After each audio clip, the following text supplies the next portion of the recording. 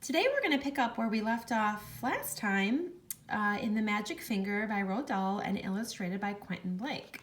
Now if you remember, last time we read the girl had used her magic finger to turn the Gregg family into birds. She got angry at them because they wouldn't stop hunting, and that magic finger came out and she saw red and bam, they turned into birds. And where we left off is when the Gregg family woke up and noticed that they had turned into birds, and the two boys, Philip and William, had flown right out the window.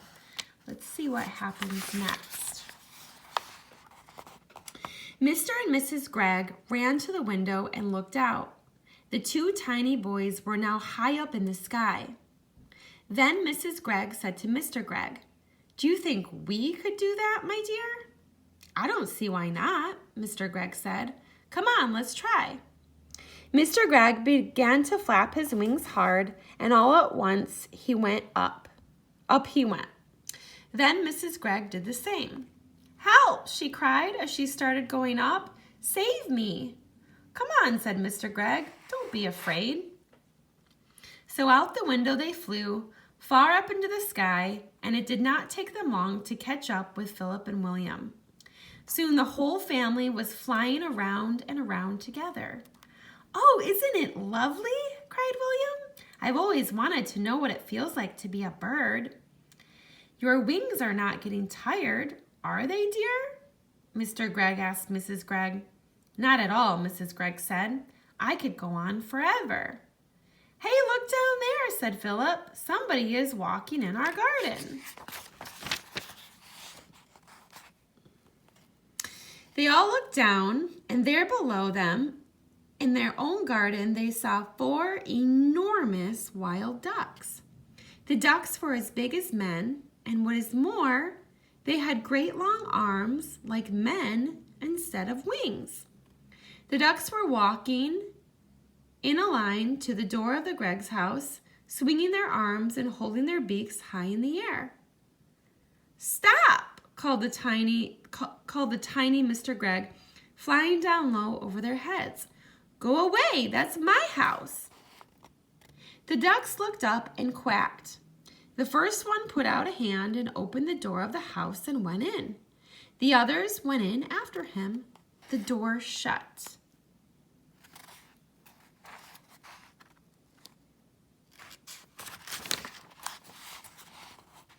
The Greggs flew down and sat on a wall near the door. Mrs. Gregg began to cry. "Oh dear," she sobbed. "They have taken our house. What shall we do? We have no place to go." Even the boys began to cry a bit now. "We will be eaten by cats and foxes in the night," said Philip. "I want to sleep in my own bed," said William.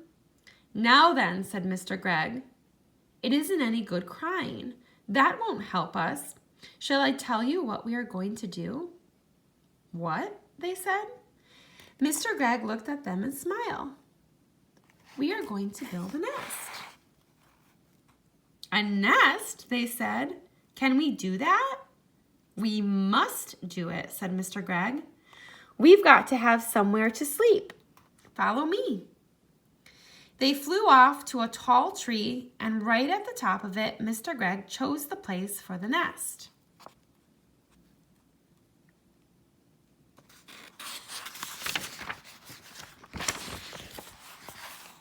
The Greggs flew down and sat on the wall near the door. Oops, next page. "Now we want sticks," he said. "Lots and lots of little sticks. Off you go, all of you, and find them and bring them back here." "But we have no hands," said Philip. "Then use your mouths." Mrs. Gregg and the children flew off. Soon they were back, carrying sticks in their mouths. Mr. Gregg took the sticks and started to build the nest. "More," he said. "I want more and more and more sticks. Keep going." The nest began to grow. Mr. Gregg was very good at making the sticks stick together.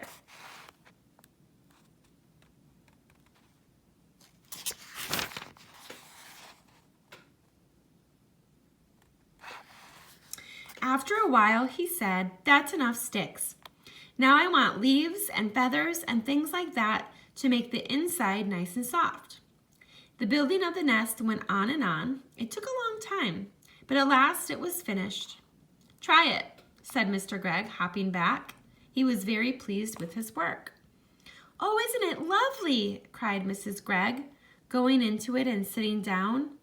I feel I might lay an egg at any moment." The others all got in beside her. "How warm it is," said William. "And what fun to be living so high up," said Philip. "We may be small, but nobody can hurt us up here." "But what about food?" said Mrs. Gregg. "We haven't had a thing to eat all day." "That's right," Mr. Gregg said. "So we will now fly back to the house and go in by an open window and get the tin of biscuits when the ducks aren't looking." "Oh, we will be pecked to bits by those dirty great ducks," cried Mrs. Gregg. "We shall be very careful, my love," said Mr. Gregg, and off they went. But when they got to the house, they found all the windows and doors closed. There was no way in.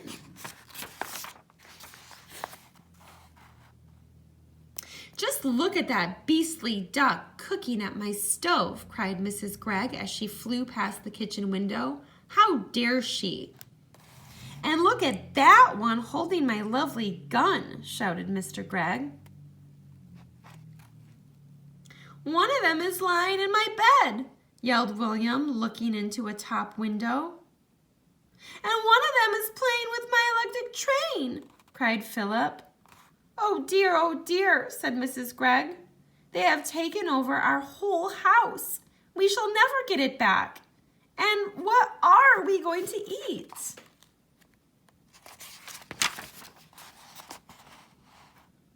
"I will not eat worms," said Philip. "I would rather die." "Or slugs," said William. Mrs. Gregg took the two boys under her wings and hugged them. "Don't worry," she said. I can mince it all up very fine, and you won't even know the difference. Lovely slug burgers, delicious worm burgers." "Oh no," cried William. "Never," said Philip. "Disgusting," said Mr. Gregg. "Just because we have wings, we don't have to eat bird food. We shall eat apples instead. Our trees are full of them. Come on." So they flew off to an apple tree. But to eat an apple without holding it in your hands is not at all easy. Every time you try to get your teeth into it, it just pushes away. In the end, they were able to get a few small bites each. And then it began to get dark, so they all flew back to the nest and lay down to sleep.